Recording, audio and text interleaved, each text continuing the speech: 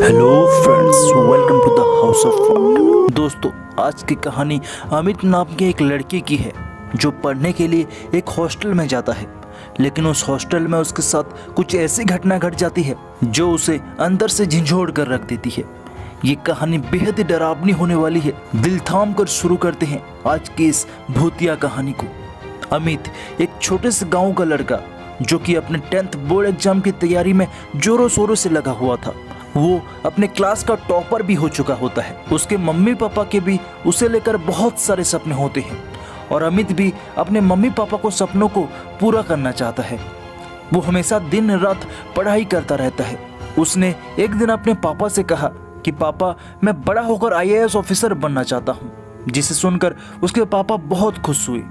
उसके बाद फिर से उसने 10th बोर्ड एग्जाम में टॉप किया। दरअसल वो एक गांव में पढ़ाई करता था। वहाँ 10th के बाद पढ़ाई के लिए अच्छा कॉलेज नहीं था, तो अमित ने अपने पापा से कहा, पापा मुझे शहर जाकर पढ़ना है। तो उसके पापा भी तुरंत हामी भरते हुए उसे शहर ले जाते हैं। अच्छे मार्क्स के वजह से वहाँ उसकी एक अच्छे से कॉलेज में एडमिशन हो जाती है और उसे एक हॉस्टल भी अलॉट कर दिया जाता है, जिसमें वो और उसके साथ एक लड़का रहता था जिसका नाम सोनू था। दोनों ही बड़े ही होनहार और काबिल स्टूडेंट थे। फिर वो बाकी बच्चों की तरह डेली हॉस्टल से कॉलेज और कॉलेज से हॉस्टल आने लगे। लेकिन आगे चलकर उनके साथ जो होने वाला है उसे सुनकर आपकी रूह कांप जाएगी। एक दिन अमित खाना खाकर सोने जा रहा होता है क्योंकि उस दिन उसकी तबीयत थोड़ी सही नहीं लग रही होती है और सोनू पढ़ाई कर रहा होता है। जैसे ही अमित सोने जाता है उसे एक अजीब सी फुसफुसाहट सुनाई देती है। दरअसल उसके बेड के ठीक सामने ही एक विंडो थी जिस तरफ अमित सर रखकर सोता था। उसे एक अजीब सी आवाज महसूस होती है। ऐसा लगता है कि कोई उस विंडो की तरफ से कुछ कहने की कोशिश कर रहा है, लेकिन अमित उसे इग्नोर कर कर सो जाता है। अगले दिन रात को ठीक रात के 11 बजे जब अमित सोने जा रहा होता है उसे फिर से वो आवाज सुनाई देती है, मगर इस बार वो आवाज काफी अलग होती है। अमित को ऐसा लगता है कि कोई उसे बहुत धीमी आवाज में बुला रहा है और अमित इस पर थोड़ा डर जाता है और वो तुरंत ये बात सोनू को बताता है। लेकिन सोनू इन सभी भूत प्रेत की बातों पर भरोसा नहीं करता था, इसलिए वो अमित की बातों पर भी भरोसा नहीं करता और फिर दोनों खिड़की बंद कर कर सो जाते हैं। लेकिन जैसे ही रात के 2 बजते हैं अचानक से बाथरूम का नल अपने आप चलने लगता है और पानी गिरने की आवाज आने लगती है। उस आवाज से अमित की नींद खुल जाती है और वो सीधे सोनू की तरफ देखकर घबरा जाता है क्योंकि सोनू तो सोया हुआ होता है। तो आखिर नल चलाया किसने? वो तुरंत सोनू को उठाता है और बताता है कि भाई, नल अपने आप कैसे चलने लगा? यहाँ तो हमारे अलावा कोई और नहीं है।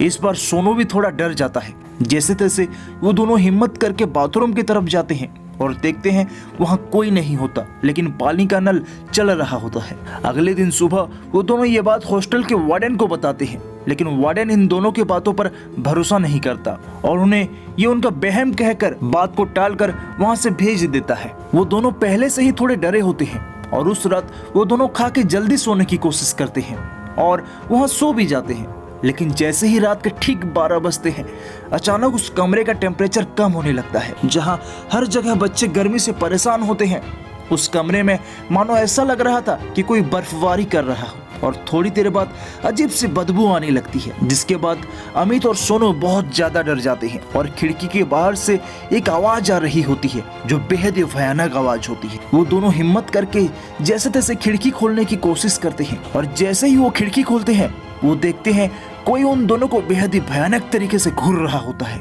और बड़ी ही डरावनी तरीके से हंस रहा होता है और उस डरावने साए से एक आवाज आती है, चले जाओ यहाँ से, चले जाओ यहाँ से, वरना। तभी ये दोनों बहुत ही ज्यादा डर जाते हैं, वहीं जमीन पर बेहोश हो जाते हैं। सुबह जब उस हॉस्टल के सीनियर्स देखते हैं कि ये दोनों अभी तक कैसे नहीं उठे, तो वो जाकर उस खिड़की से उस कमरे में झांकने की कोशिश करते हैं और देखते हैं ये दोनों बेहोश होकर नीचे जमीन पर पड़े हैं। फिर ये लोग जैसे तैसे कमरे के अंदर घुसकर इन दोनों को उठाते हैं और होश में लाते हैं। फिर ये दोनों रात में हुई सारी बातों को उन सीनियर्स और वार्डन को बताते हैं। तभी वार्डन कहता है, सॉरी बच्चों, मैंने आपसे झूठ कहा था। दरअसल कुछ सालों पहले यहाँ इसी कमरे में अजय नाम का एक लड़का रहता था और वो बेहद ही ज्यादा टैलेंटेड था।